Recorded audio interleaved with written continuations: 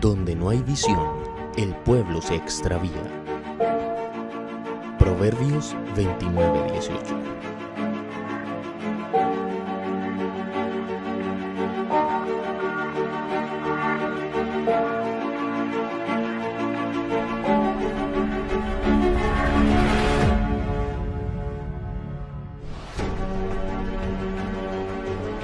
...2020... Visión de Reino. Nuestra iglesia, Presencia de Reino, y los pastores Javier y Vicky Calderón les da la bienvenida a este gran tiempo en familia. Por supuesto, para escuchar la voz de Dios. Ubiquen un lugar en su casa donde puedan estar cómodos. Convoquen a toda la familia.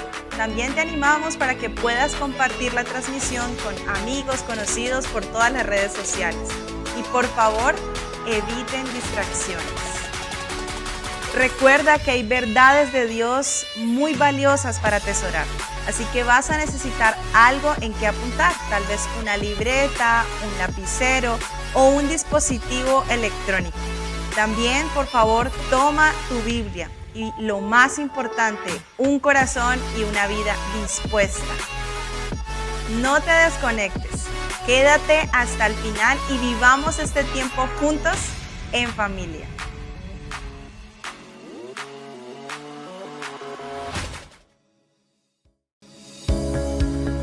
Seguimos conectados, somos el cuerpo de Cristo. MCM, Presencia de Reino. Llegando a tu hogar con un mensaje de amor, restauración y esperanza. Y aunque las cosas han cambiado, Dios sigue siendo el mismo.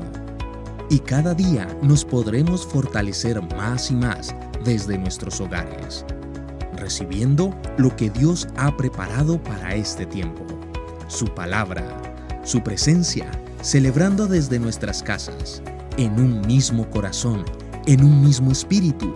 Somos la iglesia y en familia seguimos creciendo. MCM, Presencia de Reino.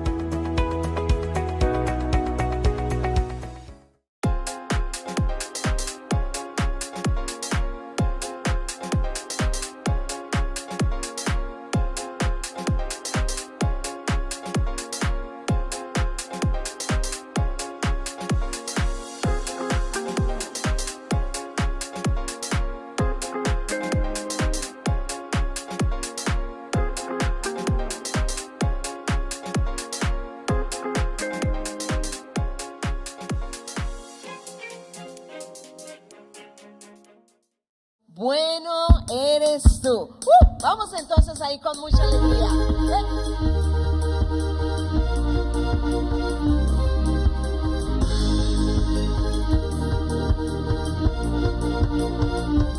Bueno es, bueno es, bueno es, bueno es, bueno es, bueno es, bueno es, bueno es, bueno es, bueno es.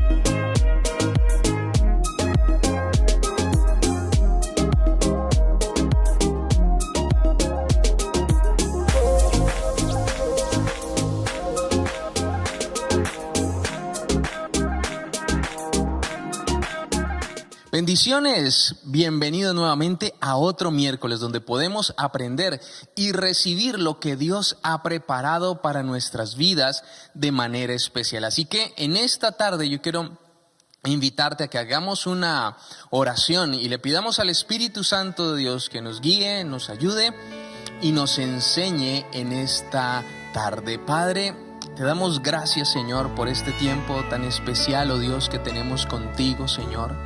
Gracias, Espíritu Santo, porque tú eres nuestro guía, nuestro consolador. Tú eres, Espíritu de Dios, quien dirige nuestros pasos, oh Dios. Tú eres, Espíritu Santo, quien bendice nuestras vidas y necesitamos que nos enseñes. Necesitamos aprender de ti, necesitamos depender de ti, necesitamos llenarnos de ti, oh Dios. Necesitamos, Señor, ser ungidos por ti, Padre, renovados por ti, transformados en nuestro corazón, en nuestro ser interior, Padre precioso, necesita de ti, oh Dios de la gloria. Hoy anhelamos, Señor, tu presencia, Padre, y te pedimos, Espíritu Santo, háblanos. Preparamos nuestra mente, nuestro corazón, Señor, y todo nuestro ser para recibir, oh Dios, lo que tú tienes para nuestra vida, en el nombre precioso de Cristo Jesús. Amén y amén. Bueno, muy bien, hoy vamos a respondernos una pregunta en este tiempo. ¿Qué es lo más importante? ¿Qué es lo más importante? Es bueno respondernos esta pregunta porque respondernos esta pregunta nos va a aclarar nuestras prioridades, nos va a ayudar a vivir en función de nuestras prioridades, de qué es lo más importante para nuestra vida realmente, qué es lo primero en nuestra vida y cómo podemos hacerlo y tal vez cuáles sean las consecuencias de no hacerlo. Es importante nosotros poner estas prioridades porque de allí se va a determinar el resto de nuestras cosas en nuestra vida. Todo lo que nos rodea va a ser determinado. Todo lo que hacemos, nuestras decisiones van a estar determinadas realmente por qué es lo más importante.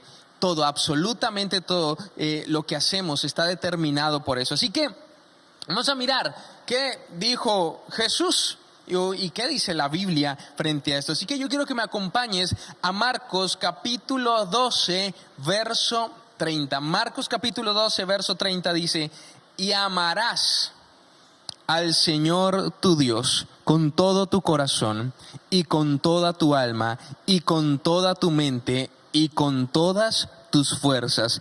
Este es el principal mandamiento.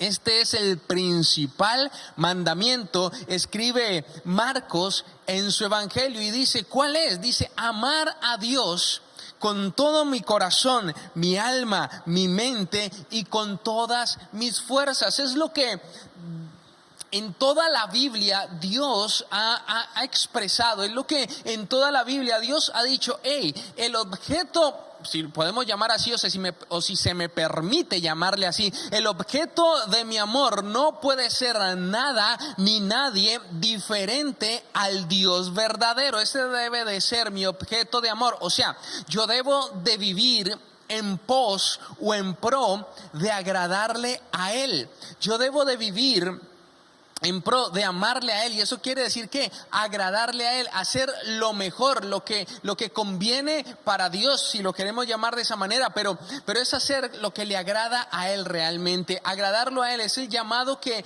cada uno de nosotros tenemos y es muy importante en nuestra vida. Mira, porque es que esto no solamente lo dijo Jesús, ¿no? Desde el Antiguo Testamento nosotros nos podemos dar cuenta que estas palabras ya Dios las había dicho, y aquí en el libro de Deuteronomio, ¿no? En la segunda ley, Moisés lo escribe, ¿no? Y dice en Deuteronomio capítulo 10, verso 12, y tiene un subtítulo sobre todo en la Reina Valera, dice lo que Dios exige.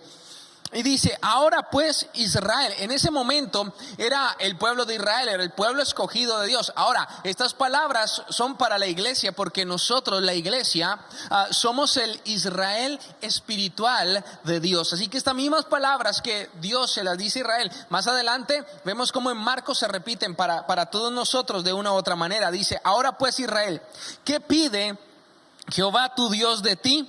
Sino que temas a Jehová tu Dios, que andes en todos tus caminos y que lo ames y sirvas a tu Dios con todo tu corazón y con toda tu alma. La Biblia dice, dame, hijo mío, tu corazón. Dios desea que tú le ames por encima de absolutamente todo. Ahora, entonces allí viene la pregunta, ¿estamos amando a Dios por encima de todas las cosas? O sea, con toda mi mente, mi corazón, mis fuerzas, con todo lo que soy, amo a Dios. Esa es una buena pregunta que nosotros tenemos que hacernos. ¿Dónde está puesto nuestro amor? ¿Qué es realmente lo más importante? ¿A quién queremos agradar por encima de todo? Esta pregunta es importante resolverla porque de lo contrario habría idolatría en nuestro corazón, ¿no? Y bueno, Calvino dijo algo que tengo escrito por aquí, dice, pero ahí se puede ver la naturaleza del hombre. No es otra cosa que un perpetuo taller para fabricar ídolos. El ser humano fabrica ídolos de lo que ve. Puede volver un ídolo cualquier cosa. Puede volver un ídolo cualquier cosa que se le pase por el frente. Aún la misma bendición de Dios se le puede volver un ídolo. Algo a lo cual está adorando, algo a lo cual está amando más que al mismo Dios. Y esa línea delgada tenemos que mirarla en nosotros y mirarla a la luz de la palabra. No la podemos mirar a la luz de otra cosa, porque el canon, la regla, la norma nos la da la misma palabra. La misma palabra nos va a decir que estamos amando más nosotros, porque lo contrario estaría pasando a lo que el apóstol Pablo le dice a los romanos en el capítulo 1, libro de Romanos capítulo 1, verso 25, dice, ya que cambiaron la verdad de Dios por la mentira, honrando y dando culto a las criaturas antes que al Creador, el cual es bendito por todos los siglos. Así que la pregunta es, ¿a qué nosotros le estamos rindiendo culto? ¿A qué nosotros le estamos rindiendo realmente sacrificio? ¿A qué realmente nosotros estamos adorando diariamente, en todo momento, con nuestras decisiones, con los sacrificios que hacemos? Porque de una u otra manera hacemos sacrificios por muchas cosas, pero ¿a quién estamos agradando? Porque todo lo que hacemos en nuestra vida debe ser a causa de Dios. Todo lo que hacemos en nuestra vida debe de ser para agradar a Dios. Todo lo que hacemos en nuestra vida, el centro de lo que hacemos es Dios. No puede ser otra cosa. Ahora, que eso bendiga a otras personas, que eso bendiga a mi familia, que yo aplique los principios de Dios y esos principios bendigan mi familia, a mi prójimo. Bueno, ya es que estoy poniendo a Dios y aplicando esos principios, ellos son bendecidos, pero no.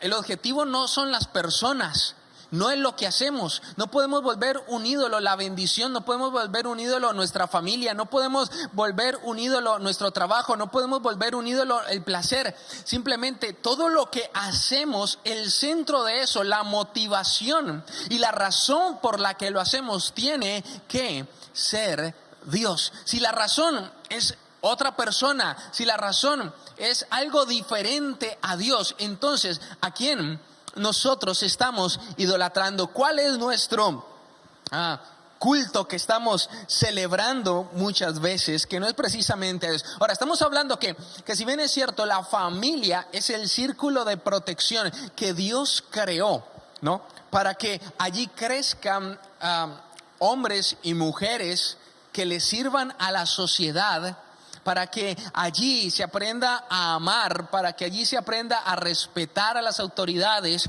para que allí se aprenda a amar al prójimo, para que allí se aprenda a servir al prójimo, porque la familia es la primera iglesia que todo niño tiene, es el primer lugar donde aprende de economía, es el lugar donde aprende de cómo relacionarse con las demás personas. El hogar es muy importante porque de allí va a reflejarse en la sociedad. Pero para que esa familia realmente también sea un círculo de protección, debe haber un círculo anterior a eso que blinde la familia, y ese círculo no puede ser diferente a Dios. Dios tiene que ser el centro, pero también el que lo rodea, y es lo que dice la Biblia. Si me acompañas a Salmos 139, verso 5, el salmista dice: detrás y delante me rodeaste, y sobre mí pusiste tu mano. Eso es lo que necesita cada familia, que Dios esté en el centro y que todo lo que se haga dentro de esa familia gire por amor a Jesús, a causa de Dios, a causa de Jesús, pero también que Él sea el que rodee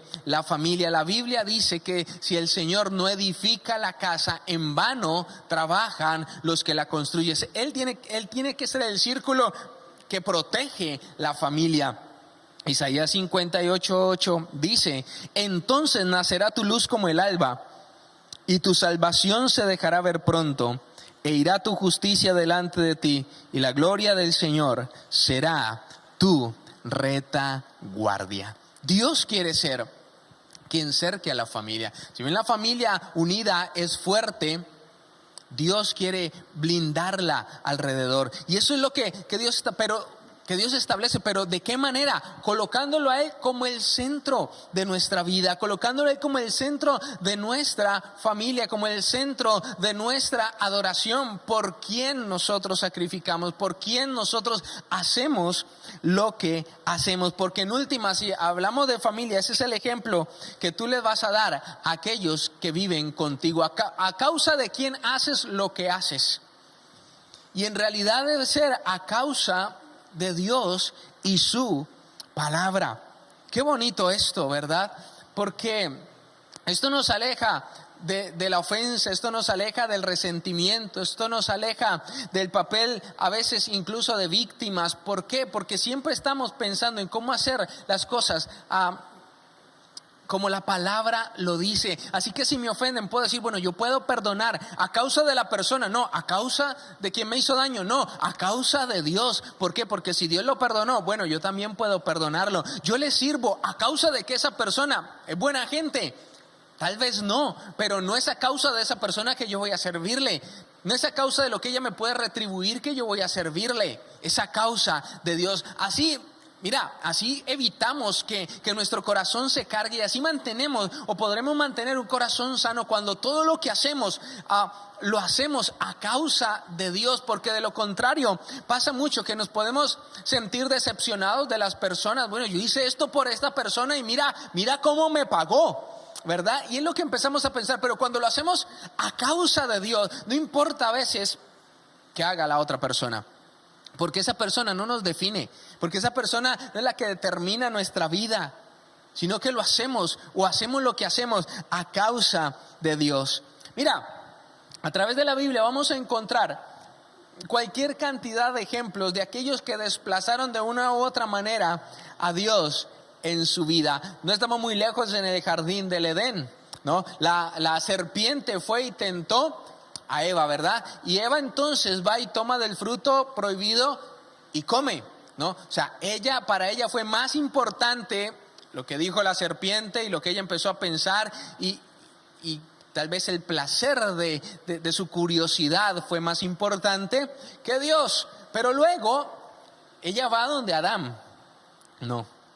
Génesis capítulo 3 verso 6, mira, dice: y vio la mujer que el árbol era bueno para comer, y que era agradable a sus ojos, y árbol codiciable para alcanzar sabiduría, y tomó de su fruto, y comió. Dice allí la Biblia, punto y coma, y dio también a su marido, el cual comió así como ella. Interesante esto, porque vemos a un Adán a quien Dios le había dado un mandamiento. No podrás comer de cualquier árbol menos de este. Pero vino, en este caso su esposa, como puede ser cualquier otra persona, le dice: Adán, toma. Y Adán le recibe y come del árbol, del fruto del árbol del conocimiento del bien y del mal. La pregunta ante esta tentación que se le presenta a Adán, en este caso, se la hace su propia esposa, y él tenía que decidir a quién obedecía, si a Dios o en este caso a su esposa que le estaba brindando algo. La Biblia dice: si me amáis, dijo Jesús, guardad mis mandamientos. Así que él tenía un mandamiento: no comerás de ese fruto. Pero su amada, en este caso, ¿sí?, su esposa, en este caso, Eva le dice: mira, come. Él tenía que tomar una decisión. Su esposa le está ofreciendo algo, pero él tenía un mandamiento de parte de Dios. Así que él tenía que decidir a quién iba a obedecer. ¿Quién estaba por encima de quién? La palabra de quién estaba por encima del otro. O la palabra de Eva estaba por encima de la de Dios, o la de Dios iba a estar por encima de la palabra de Eva. Adán tenía que tomar esa decisión. Así que Adán toma una decisión por lo que conocemos de la Biblia, ¿verdad? Adán decide obedecer primero a su esposa que a Dios. Adán está solo en el Edén. Y un día Dios dice: no es bueno que el hombre esté solo, y crea a Eva. Y allí surge el primer poema de la historia de la humanidad, ¿no? El primer poema de la historia de la humanidad fue inspirado por una mujer creada por Dios, que aparece en el jardín del Edén. Adán la ve, ¿no? Y le surge esa inspiración poética a Adán, que dice: este es hueso de mi hueso y carne de mi carne. Bueno, este es el primer poema de la historia. Ya cada uno verá si le parece bonito, ¿no? Pero este es el primer poema. Él se inspira al ver a esta mujer que Dios le ha dado por esposa, se inspira y dice: wow, este es hueso de mi hueso, carne de mi carne. Y surge el primer poema. Y bueno, él ama a su esposa, y eso está muy bien. Eso no está mal. Está muy bien que él ame a su esposa y que su esposa lo haya inspirado a tanto. Pero esa bendición que Dios le dio, ¿no? Porque la Biblia, de hecho, en Proverbios dice que la bendición de Dios es una buena esposa, ¿no? Y Dios le da esta esposa a Adán, pero Adán tenía que mantener su amor más grande hacia Dios. Adán tenía que mantener su amor más grande hacia su Padre Dios. Y creo yo que esto fue algo que Adán no hizo. Adán prefirió obedecer lo que Eva le dijo a la palabra que Dios le había dicho. Y aquí está el punto: ¿a quién obedecemos? Por eso, ¿a causa de quién? Es la pregunta. Hacemos lo que hacemos. ¿Quién es más importante? Queremos que Dios rodee nuestra vida, queremos que Dios rodee nuestra familia, la proteja, pero para eso Él tiene que ser el centro de nuestra vida, el centro de nuestras decisiones, el centro de nuestra familia. De otra manera, bueno, no funciona, ¿no? Ahora, no nos vamos más adelante. Ahora, Adán tenía un mandamiento. En este caso, que voy para acá, para el siguiente caso, que es el caso de Abraham. Abraham no tenía un mandamiento, Abraham tenía una promesa. O sea, era indefectible de que Dios la cumpliera. Dios la iba a cumplir sí o sí. ¿Por qué? Porque la promesa es indiferente del que la recibe. Así que Dios le había dado esta promesa a Abraham y le dice a Abraham: yo te voy a dar un hijo. Estás anciano, tu esposa también, pero yo te voy a dar un hijo. Dice que Abraham miró su cuerpo y dijo: bueno, ¿cómo? Abraham miró a su esposa Sara, que aparte de todo ya obviamente también estaba anciana, pero aparte de eso estaba estéril, y dijo: ¿cómo? Pero Dios le había dado una promesa. Así que ellos empiezan a caminar en esto, pero en el camino Sara, qué sé yo, le falló la fe, quiso ayudarle a Dios. No lo sé qué pasó por la cabeza de Sara, pero le hace esta propuesta a su esposo. Génesis 16:2. Dijo entonces Sarai a Abraham: ya ves que Jehová me ha hecho estéril, te ruego pues que llegues a mi sierva, quizá tendré hijos de ella. Y atendió a Abraham al ruego de Sarai. A Sarai se le ocurre la brillante idea. Ahora, bueno, culturalmente pasaba, ¿no? En ese momento culturalmente los hijos de la sierva que fueran con el patriarca de momento podían ser hijos de la esposa. Pero bueno, una situación cultural allí que no voy a entrar, pero a Sara se le ocurre, bueno, esta es la costumbre que hay en esta tierra, esta es la costumbre de mis ancestros, esta es la costumbre de mi cultura. Y dice, bueno, pues entonces tal vez esa sea la manera, yo estoy estéril, no se me ha sanado la esterilidad, o sea, hemos intentado pero no ha quedado en embarazo. Bueno, Dios quería que siguiera intentando quedar en embarazo, pero eso no pasó, así que Sara dijo, bueno, tal vez está mejor si, como culturalmente está bien, traigamos a la sierva y Abraham, tú te acuestas con ella y si ella nace un hijo, pues yo lo recibo y será mi hijo. Abraham tenía una promesa de Dios. Sara tenía una promesa de Dios. O sea, una palabra de Dios. Algo que Dios les había dicho, yo te prometo esto. Y se lo dijo cómo, o sea, ella y él iban a tener un hijo. Era muy claro, era muy explícito lo que Dios les había dicho. Pero a Sara se le ocurre y Abraham, pues bueno, dijo, bueno, ¿no? Rogado el hombre, dijo que bueno, pero ellos tenían una promesa. ¿En dónde estaba puesto su amor, su confianza? ¿Qué era lo más importante? La promesa, o sea, Dios les había dado una palabra. ¿Por qué tenían que desviarse de allí? ¿Estaban tan afanados por la bendición? Es la pregunta. A ver, Dios les promete una bendición y tal vez empezaron a idolatrar esa bendición en un momento. Tal vez empezaron a ver que la bendición era más importante que esperar a que Dios cumpliese su promesa. O sea, llegar y alcanzar su promesa era más importante que lo que Dios les había dicho. ¿Dónde está puesto nuestro amor? Dios nos ha dado promesas, pero a veces queremos llegar a alcanzar lo que Dios nos ha prometido de manera ilegal, si lo queremos llamar así. O sea, no a la manera en como Dios lo ha prometido, sino que a veces el tiempo, la espera desespera y por Dios decimos, no, ya no me cumplió. O sea, le decimos a Dios, me incumplió, yo cómo que voy a intentar hacerlo a mi manera. ¿A quiénes? O sea, si amamos a Dios, confiamos en Dios, le creemos a Él, amar al Señor con mi corazón, o sea, con todo lo que soy, con mi mente, con mis pensamientos, con mis fuerzas. O sea, no me voy a desviar ni de sus mandamientos ni de sus promesas. ¿A quién estamos amando?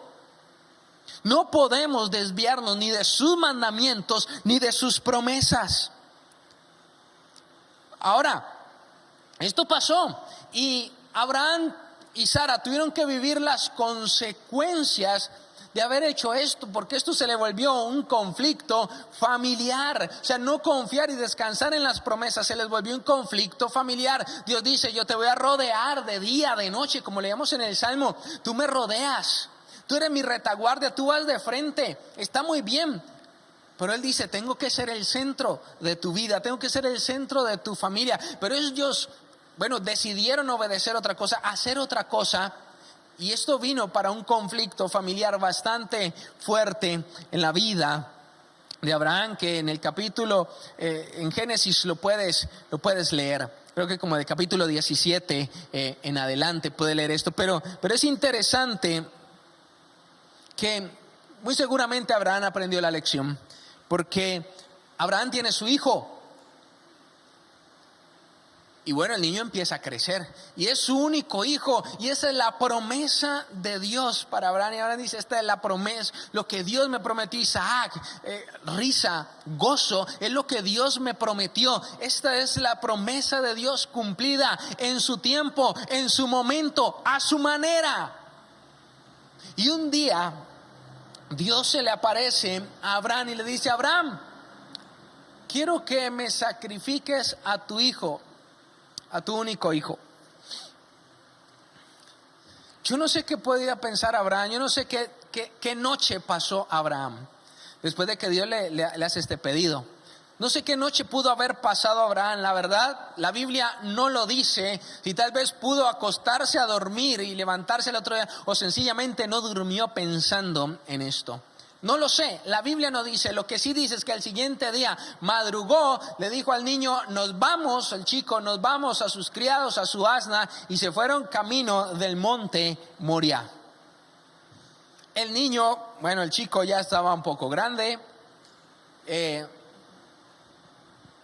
y decide, cuando llegan a la orilla del monte, a las faldas del monte, bueno, Abraham deja el asna, deja los siervos y dice, y se va. Así que el niño es un poco pilo y le dice, bueno, papá, llevamos todo para hacer el altar, ¿no? Hay todo, y la leña, está el fuego, está hasta el cuchillo, pero y el cordero, ¿dónde está?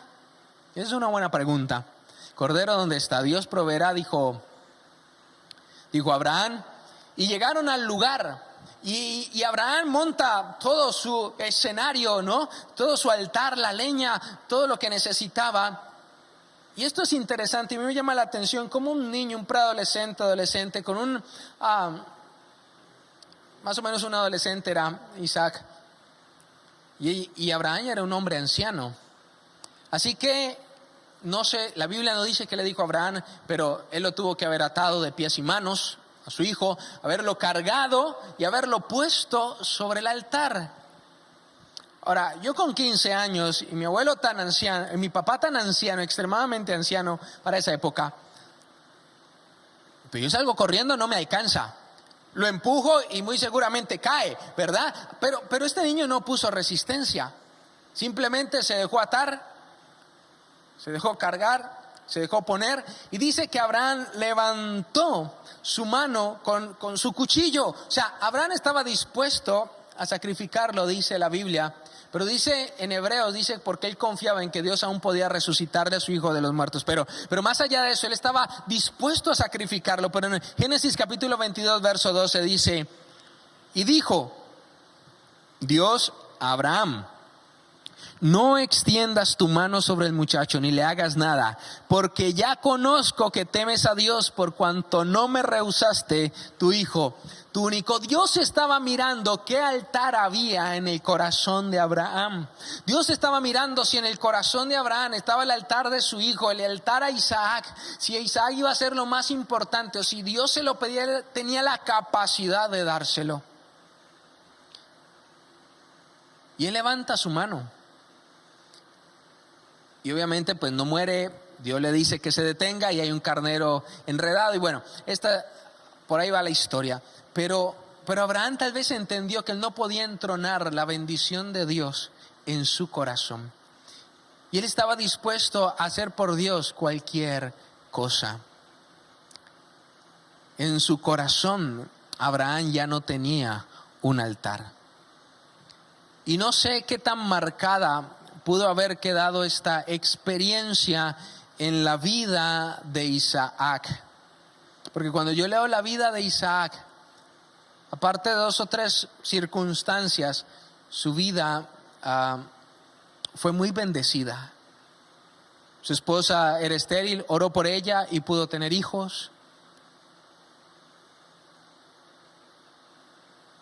Fue algo interesante notar cómo tal vez Isaac aprendió esto en cierto modo. Pero el punto está en que Abraham había desentronado ya a Isaac de su corazón. Y nosotros no podemos tener ídolos en nuestro corazón.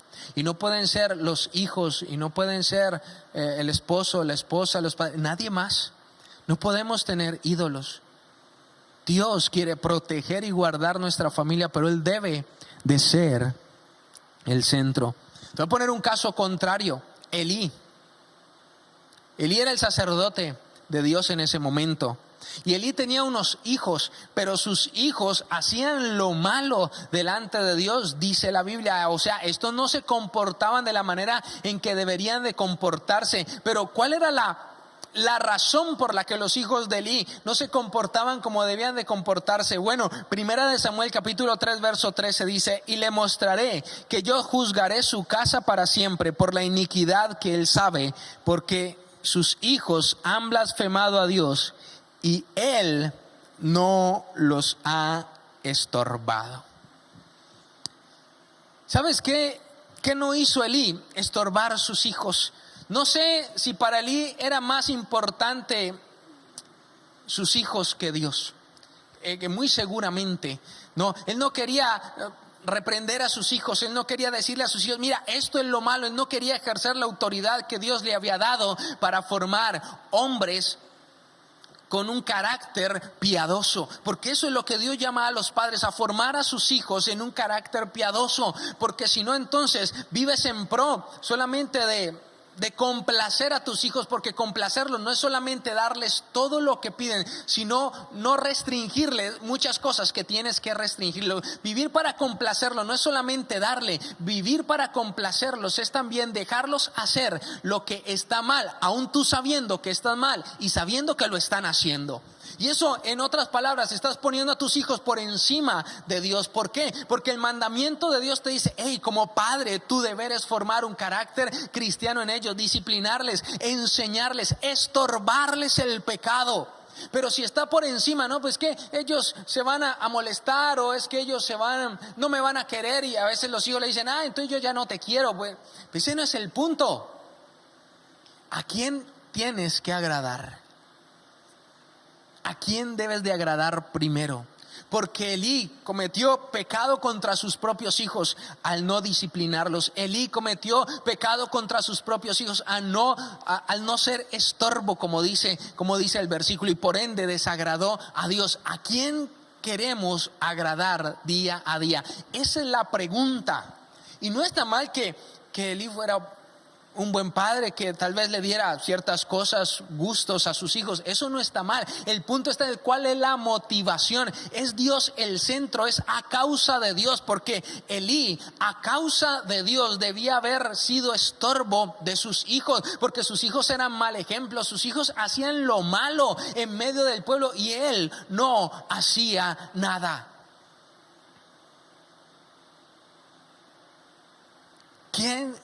¿A quién agradamos? ¿A quién tenemos que agradar primero? ¿Qué debe ser el centro? ¿Quién es el más importante? Tenemos sus mandamientos, tenemos sus promesas, nada nos debe de mover de allí.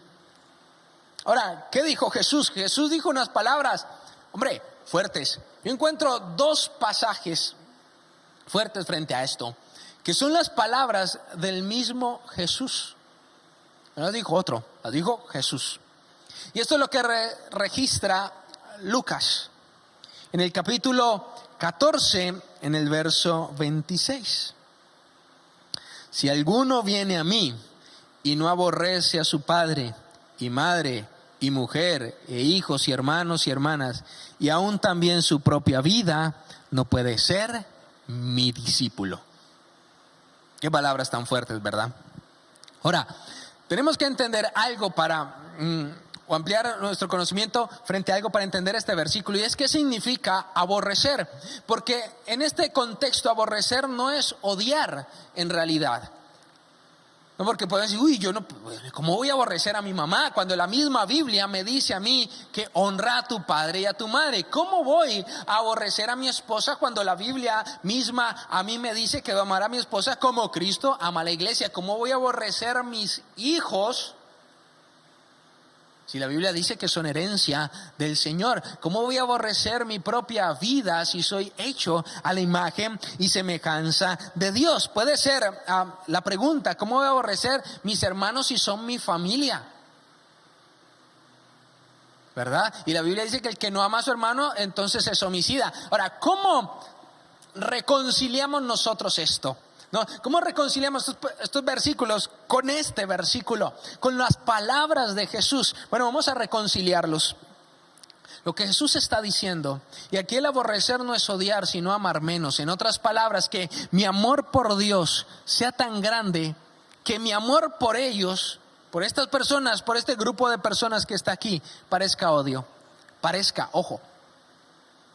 Que mi amor por Jesús sea tan grande que el amor que yo tengo por ellos no se asimile. O sea tan pequeñito delante de ese amor. Es lo que Jesús está diciendo. Mira, ama al Señor tu Dios. ¿Qué pide el Señor tu Dios de ti? Que le ames y que le sirvas con toda tu mente, con todo tu corazón y con todas tus fuerzas. ¿Qué pide el Señor? Amarás al Señor tu Dios con toda tu mente, con todo tu corazón, con todas tus fuerzas, con todo tu ser. O sea, con todo amarás al Señor. No quiere decir que no ames. La Biblia me llama a amar al prójimo como a mí mismo. Es lo que sigue, por lo menos en Lucas y en Marcos y en Mateo, que hablan estas mismas palabras de Jesús. Vas a encontrar que lo que sigue es: y ama a tu prójimo como a ti mismo. Pero el amor por Dios debe ser extremadamente grande, que sobrepase muchas veces, no una, ni dos, ni tres, muchas veces el amor que tú tienes por el resto. Porque cuando este amor tiene competencia, el amor de Dios tiene competencia, entonces podemos caer en idolatría. Por eso es importante revisarnos a causa de quién yo hago lo que hago. A causa de quién yo me comporto como me comporto. A causa de quién es la pregunta. Ahora, devolvámonos un poquito. Lucas capítulo 8, verso 21. Está Jesús en medio de la gente. Bueno, como solía estar regularmente, estaba rodeado de gente y le dicen, aparecen la mamá y los hermanos de Jesús, o sea, María y los hermanos de Jesús. Le dicen: Jesús, llegaron tu madre y tus hermanos. Y vamos, ¿qué respuesta la de Jesús? Jesús, Lucas capítulo 8, verso 21, dice: entonces respondiendo les dijo: mi madre y mis hermanos son los que oyen la palabra de Dios y la hacen.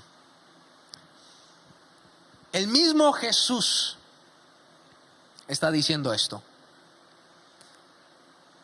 El mismo Jesús que creció obedeciendo a sus padres, dice la Biblia. El mismo Jesús que ratificó el mandamiento: honra a tu padre y a tu madre. Ese mismo Jesús está diciendo: mi madre, mis hermanos, mis hermanas son los que oyen la palabra de Dios y la hacen. Esto lo dice Lucas. En Marcos y en Mateo encuentras la frase: el que hace la voluntad de Dios. En otras palabras, ¿quién hace la voluntad de Dios? El que hace lo que está escrito en la Biblia. El que hace el que oye la palabra y la hace. ¿Qué está diciendo Jesús? ¿Qué es lo más importante? ¿María, sus hermanos? ¿O hacer la voluntad de Dios? ¿O cumplir la palabra de Dios? Jesús está colocando la relevancia que tiene escuchar la palabra y ponerla por obra. Porque cuando yo escucho la palabra y la pongo por obra, también los bendigo a ellos. Los amo a ellos. ¿Y qué es el amor? El amor no es otra cosa que buscar el bien supremo de las demás personas de acuerdo a la voluntad de Dios, de acuerdo a la palabra de Dios. O sea, lo que yo hago por las demás personas de acuerdo a su palabra, buscar el bienestar de las demás personas de acuerdo a su palabra. Dios está colocando una relevancia en sus promesas y en sus mandamientos por encima de todo, o sea, para que entendamos que Él tiene que ser el primero. Obedecer su palabra es lo primero por encima de todo.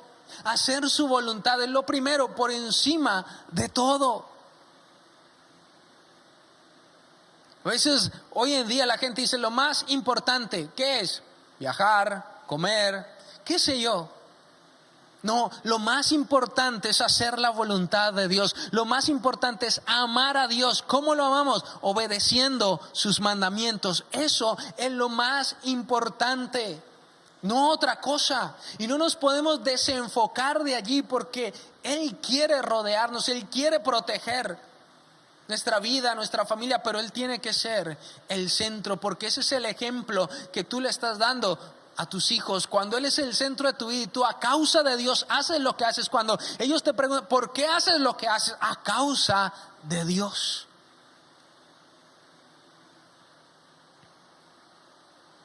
Mira, El apóstol Pablo lo pone de esta manera. Son las palabras del apóstol Pablo. Primera de Corintios, capítulo 7, verso 33. En el capítulo 7 de Primera de Corintios, el apóstol Pablo está dando algunos consejos acerca del matrimonio. Y dentro de todo esto pone esta perspectiva que es buena tenerla. Dice en el verso 33, dice, pero el casado tiene que pensar en sus responsabilidades terrenales y en cómo agradar a su esposa. Y luego continúa diciendo viceversa, ¿no? La esposa, en cómo agradar a su esposo y así sucesivamente.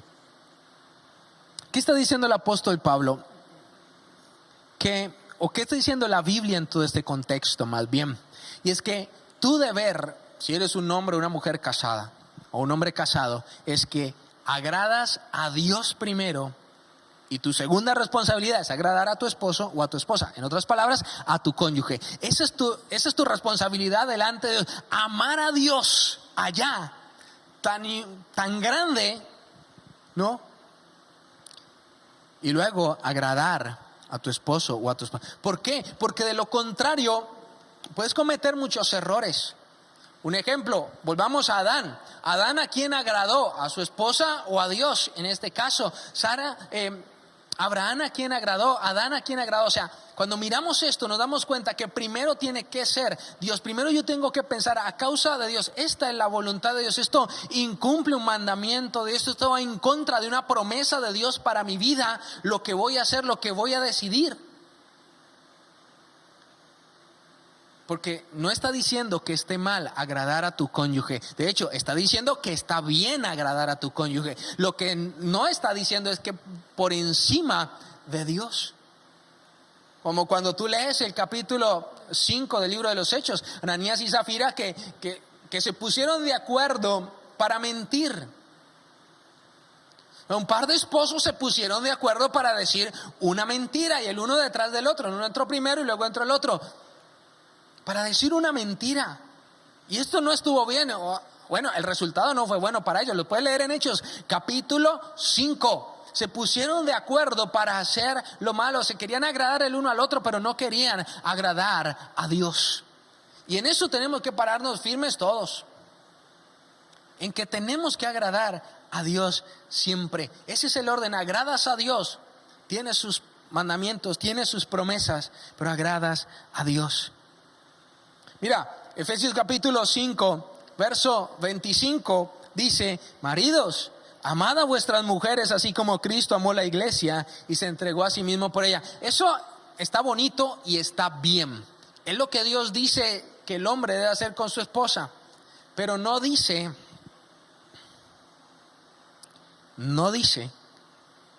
Ahora, Jesús dice que el hombre debe ser como Jesús, que ama a la iglesia, que Jesús ama a la iglesia, si el hombre amará a la esposa. Pero también tenemos que entender que Jesús no ama más la iglesia que al Padre. Jesús no ama más la iglesia que al Padre. El objetivo de Jesús en esta tierra fue venir a hacer la voluntad de Dios, no de la iglesia, no de la gente. Jesús no está haciendo en este momentico la voluntad de la iglesia. Es la iglesia la que debe hacer la voluntad del Padre. O sea, nosotros estamos llamados a hacer la voluntad del Padre. Jesús ama a la iglesia, el hombre amar a la esposa como Jesús la iglesia, pero debe amar al Padre como Jesús ama al Padre que hace su voluntad. Y lo mismo ocurre para la mujer. La mujer dice, sujétese al esposo como la iglesia se sujeta a Cristo. Es cierto y está bien, pero mientras eso esté dentro de lo que Dios establece en su palabra. ¿A quién agradas? ¿A causa de quién vives? Esta es la pregunta. ¿Qué es lo más importante? Mira, nosotros regularmente vemos las fotos de familia o los logos en los diferentes lugares donde están los padres y los hijos en el centro. Bueno, es una imagen que la vemos mucho y puede parecer muy inofensiva dentro de todo, pero es una imagen no bíblica de la familia, porque los hijos, número uno, no pueden entrar a separar los padres, ¿no? Abrir un espacio entre ellos. No, los niños van hacia los lados. Si quisiéramos hacer una figura bíblica de la familia, los niños deben ir a los lados. ¿Por qué? Porque ellos un día se van a ir y los padres tienen que, empiezan juntos, tienen hijos juntos y sus hijos se van y ellos tienen que seguir juntos. El centro de la familia, cuando vienen los hijos, no pueden ser los hijos. No pueden serlo. Los hijos Dios se los dio a la familia, al padre y a la madre. ¿Para qué? Para que los eduquen y para que levanten una generación para Dios de ellos. Así que si tu papá y mamá, tu objetivo es agradar a Dios y haces lo que haces a causa de Dios, o sea, amas a tus hijos a causa de Dios, bendices a tus hijos a causa de Dios, pero también disciplinas a tus hijos a causa de Dios, ellos van a entender y aprender que lo bueno que es Dios, porque tú los amas a causa de Dios y a la manera de Dios, pero también los corriges a causa de Dios y a la manera de Dios. Ellos van a entender quién es Dios y van a poder aprender a amar a Dios, y un día van a tener que tomar la decisión de seguirle o no. Efesios 6:4 lo dice: padres, no provoquéis a ira a vuestros hijos, ni los exasperéis hasta el resentimiento con exigencias triviales, irrazonables, humillantes o abusivas, ni mostrando favoritismo o indiferencia hacia ninguno de ellos. Dice, sino críalos tiernamente con misericordia en la disciplina e instrucción del Señor. Eso es lo que Dios quiere. Críalos en la disciplina y en la instrucción del Señor. No son el centro, es tu tarea a causa del Señor. A causa de Dios tú los amas, los tratas con misericordia, con ternura y los disciplinas. Entonces ellos van a ver a Dios a través de ti, pero entienden y saben que lo haces a causa de Dios, porque ese es el mandamiento de Dios. Y ellos van a entender que Dios es bueno porque tú eres tierno y amable con ellos. Entonces dicen, ese es el Dios por el cual mi papá es tierno, amable conmigo. Obviamente me ama a causa de Dios, me trata así a causa de Dios también, y me disciplina a causa de Dios. Porque así igual también funciona la vida. Todos nos hacemos responsables de las decisiones. Los padres están para disciplinar, para amar, para corregir. Padres están para sus hijos, para dejar herencia. Dice 2 Corintios 12:14. Pues no deben atesorar los hijos para los padres, sino los padres para los hijos. Pero el atesorar no se puede volver un ídolo, sino a causa de Dios. Proverbios dice, el bueno dejará herederos a los hijos de sus hijos. ¿A causa de quién lo hace? A causa de Dios. O sea, cumplimos los mandamientos, creemos en sus promesas y vivimos de acuerdo a sus mandamientos y a sus promesas a causa de Dios, para agradar a Dios primero, para que Dios sea el centro de nuestra familia. Él promete rodear nuestra familia para que Dios sea nuestro escudo. Él tiene que ser el centro y vivir de acuerdo a eso, vivir para agradar a Dios. Y como te lo dije hace un rato, eso va a mantener tu corazón sano. Eso va a mantener tu corazón bien, porque es a causa de Dios y tu recompensa vendrá de Dios. Qué bueno que podamos inclinar nuestro rostro allí donde estamos y oremos. Padre, te damos muchas gracias, Señor, por esta noche. Gracias por tu bendición, oh Dios. Gracias por guardarnos, por bendecirnos, Señor. Padre, y hoy, Señor, queremos pedirte perdón si lo que hacemos diariamente, Señor, no lo hacemos a causa tuya, Señor. Si tú no eres el centro de nuestra vida y de nuestra familia, Señor. Padre, nuestra familia es la primera iglesia que nuestros hijos verán, Señor. Padre, queremos que sea de acuerdo a tu verdad y a tu palabra. Perdónanos, Señor, si tú no eres el centro de nuestra vida y de nuestro hogar. Padre, ayúdanos a reflexionar en esto, Señor, a pensarlo, a meditarlo. Y hoy vamos a ti a pedirte, Espíritu Santo, revélanos si hay algo entronado en nuestro corazón. Revélanos en realidad para nosotros qué es lo más importante, Señor. Definitivamente, Padre, háblanos y dinos, Señor, qué hay en nuestro corazón.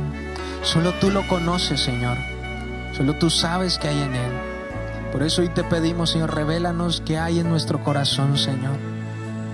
Padre, porque no queremos tener ningún ídolo, Señor. Tú eres el Señor y dueño de nuestra vida. Y así queremos vivir, pensar, Señor. Amarte con todas nuestras fuerzas, con toda nuestra mente, con todo nuestro corazón, con toda nuestra vida, Señor. Padre, que podamos ser buenos hijos a causa tuya, Señor. Y de acuerdo a tu palabra, que podamos ser buenos esposos a causa tuya, Señor, de tu palabra, de tus promesas, Señor. Podamos ser, Padre, buenos padres a causa tuya, Señor. Padre, que tú seas la razón, Padre, para ser buenos padres, esposos, hijos. Oh Dios, que tú seas la razón, Señor. Padre, que nuestro deseo sea siempre hacer tu voluntad, oír tu palabra y hacerla, Señor. Padre, que nuestro deseo sea siempre alcanzar las promesas que tú nos has dado a tu manera. Que nuestro deseo sea siempre, Señor, cumplir los mandamientos de tu palabra, Señor. Ayúdanos, Señor. Padre, queremos que tú seas el centro de nuestra vida, Señor. Padre precioso, Señor, perdona la idolatría de nuestro corazón, Señor. Y ayúdanos, Señor, a quitar nuestros ídolos, Señor, de allí. Y a darte a ti el primer lugar. A darte a ti el primer lugar, Señor. Solo a ti, precioso Dios. Solo a ti, soberano Rey de gloria. A darte a ti ese primer lugar que tú mereces, Señor. Porque eres el Dios bueno, Dios maravilloso y el Dios perfecto, Señor. Enséñanos a amarte cada día más, Señor. Enséñanos a amarte cada día más, por encima, Señor, de todo y de todo, Señor. Padre precioso, que nuestro amor por ti sea tan grande, Señor. Tu palabra dice que nosotros te amamos porque tú nos amaste primero, Señor. Y tu amor fue tan grande que diste a tu Hijo por nosotros. Padre, que ese amor nos llene para poder, Padre, devolver ese amor, Señor. Solo llenos de tu amor podemos amarte como debe de ser, Señor. Pero también tomamos la decisión, Señor, de buscarte, de llenarnos de tu amor. Te amamos porque tú nos amaste primero. Padre, que nuestro amor por ti no mengue, Señor, y que no cambiemos, Señor, nuestro amor por ti, precioso Dios. Ayúdanos, Espíritu Santo, a vivir de acuerdo, Señor, a tu palabra, en el nombre de Jesús. Amén, amén y amén. Dios les bendiga. Gracias por conectarte con nosotros. Esperamos que esta palabra haya bendecido tu vida y la de tu familia. Si es la primera vez que te conectas con nosotros, te invitamos a que nos escribas al WhatsApp 311-310-1701. Queremos seguir orando por ti y tus peticiones. Recuerda seguirnos en nuestras redes sociales, así te llegarán las notificaciones de todas nuestras actividades.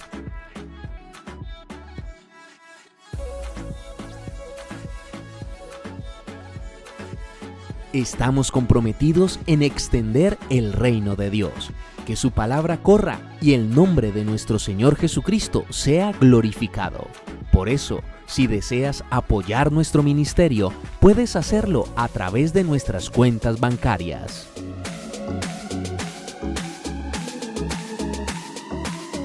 Tus aportes hacen posible que el mensaje de amor, esperanza y restauración cada vez llegue a más personas.